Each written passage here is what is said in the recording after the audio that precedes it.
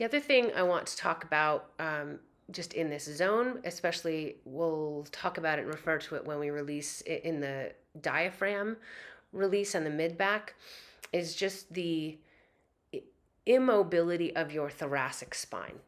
So if you look at your spine,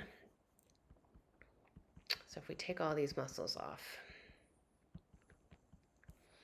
So remember how I said you've got your cervical spine and then your thoracic spine and then your lumbar spine.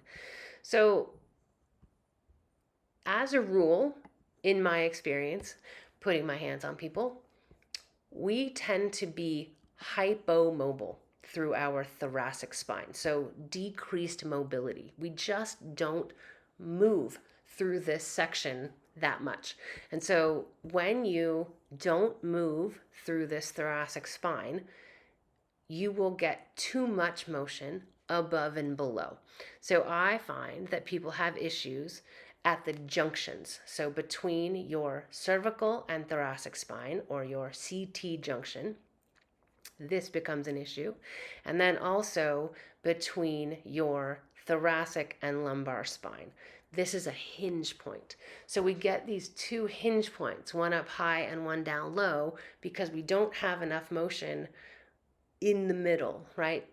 So a lot of what we're going to be doing in the guided release for this middle back is trying to increase the mobility of our thoracic spine to take some of the pressure off of these cervical and lumbar vertebra. So that, just know that that's where those sections are.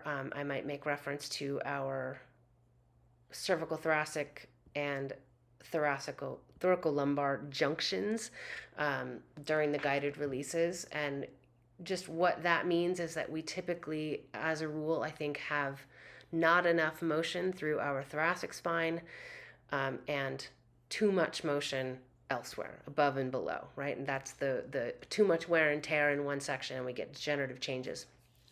So we're going to be working on increasing our thoracic mobility.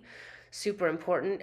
So hopefully also you can see here, and I talk about it during our guided release, but your ribs come in and attach at every thoracic vertebra, right? So right here we have the joining of our rib cage into our thoracic spine. So if we have decreased motion here in our thoracic spine, we're going to have decreased motion in our rib cage as well. And what's under our rib cage? Our lungs. So when we breathe, we need to be able to move our thoracic spine, move our rib cage in order to take a nice deep breath. So part of this mobilizing of our thoracic spine is going to be to get some increased motion and increased respiration through our ribs and through our lungs. So that's a big part of our common issues as well.